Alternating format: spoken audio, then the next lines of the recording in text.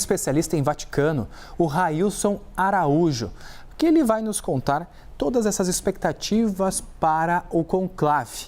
Railson, muito bom dia para você, bem-vindo mais uma vez ao nosso Novo Dia.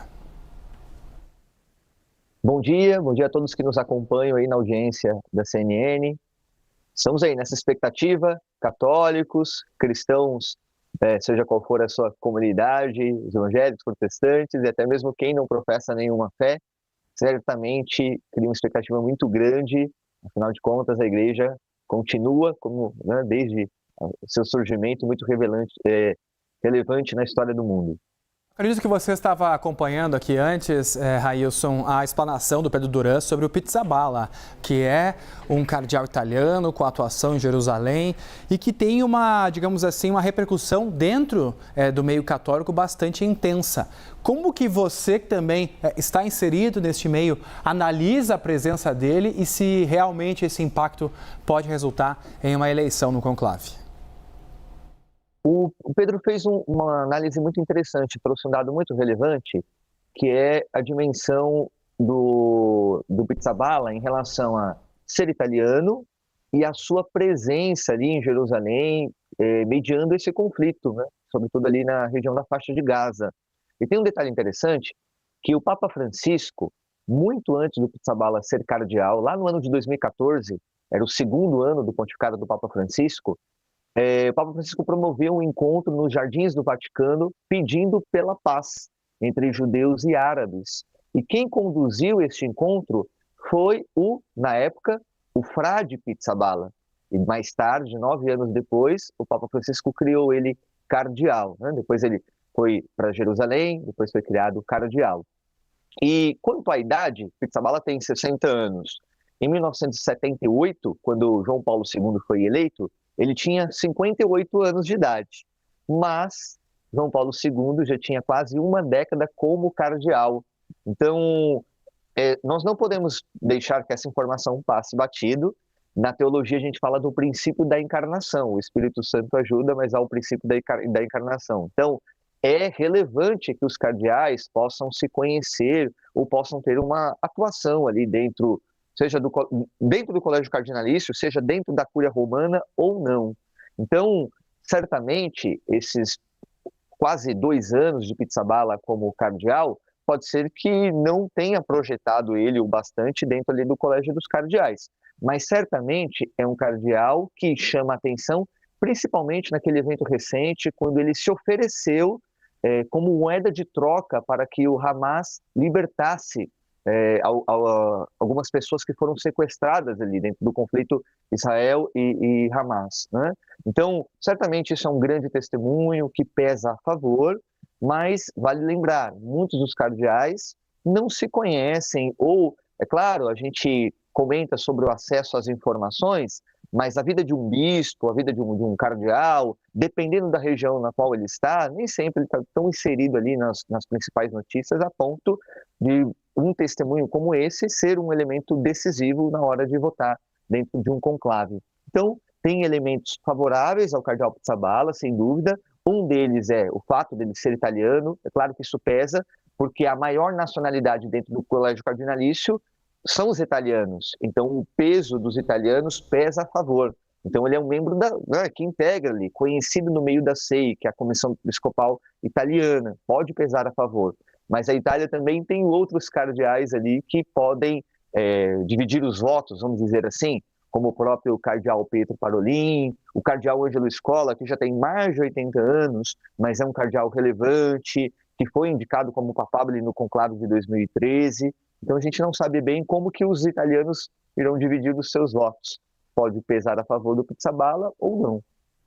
Railson, eu acho que é interessante a gente também explicar para quem está nos acompanhando como que está funcionando todo esse aparato de preparativos para o conclave. Eu falava anteriormente, o conclave acontece na Capela Sistina, é uma das igrejas, instituições mais visitadas por turistas, já foi fechado ao turismo há alguns dias, mas lá dentro existe toda uma estrutura para que os cardeais fiquem reservados.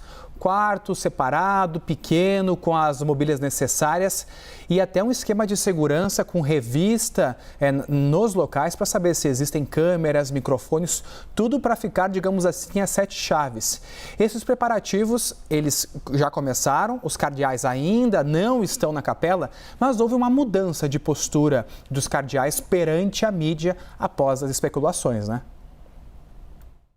Até amanhã, os cardeais irão falar com a imprensa. Aqueles que são mais abertos para falar com a imprensa, se sentem mais à vontade. Tem cardeais que são mais reservados, evitam dar entrevistas, evitam as especulações, ou só falam com a assessoria de imprensa da própria igreja. Mas de quarta-feira em diante, eles não falam mais com a imprensa.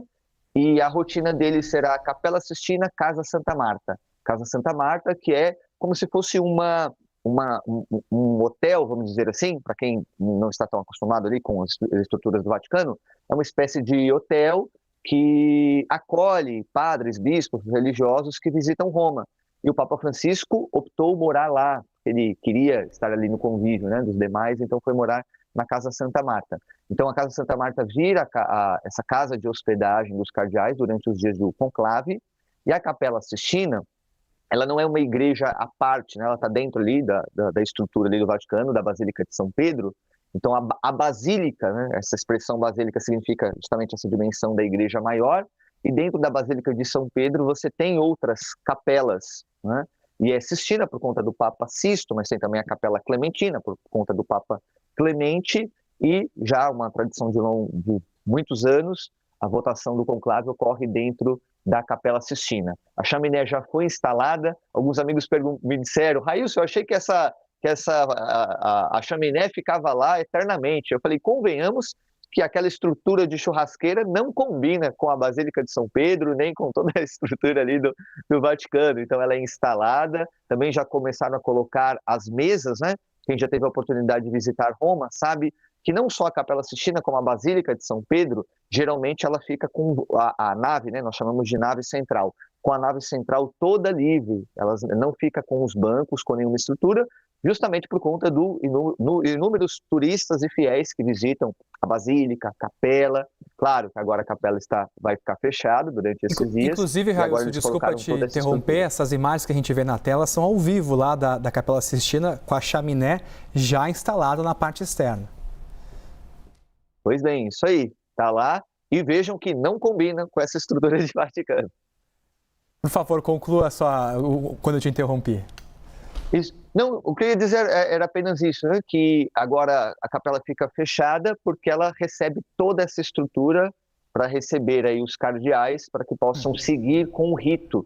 A gente chama de eleição porque a gente associa todo o processo democrático, né? Eleição política, mas o conclave para a igreja é um rito.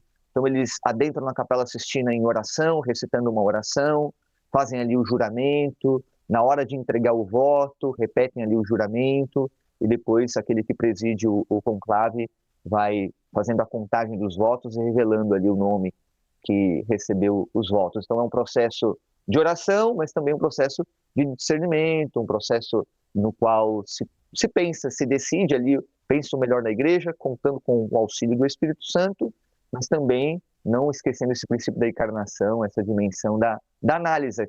A leitura que eles fazem do momento da igreja, do momento do mundo, e o que eles, também na leitura deles, pensam que é o melhor para a igreja naquele momento. Railson Araújo, muito obrigado pela sua participação mais uma vez na CNN Brasil, obrigado pelas explicações e, é claro, contamos com a sua ajuda ao longo desses dias de conclave por aqui. Muito obrigado, até a próxima, seguimos aí na programação. É isso, Railson Araújo, especialista em Vaticano, falando ao vivo com a gente aqui no Novo Dia.